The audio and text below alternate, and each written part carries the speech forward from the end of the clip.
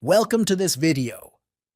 Today, I'll show you how to disable the Require PIN feature for your SIM card on an Android phone.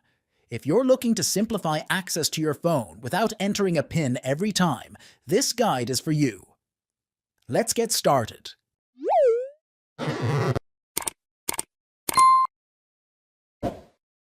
Here's how to disable the Require PIN feature for a SIM card on an Android phone. Open Settings. Scroll down and tap on Security, or Biometrics and Security depending on your phone model. Look for SIM Card Lock or Set up SIM Card Lock.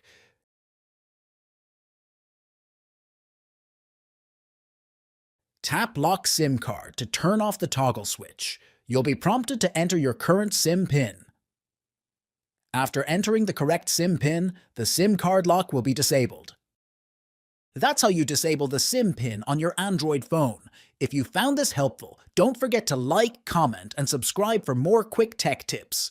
Thanks for watching, and I'll see you in the next video.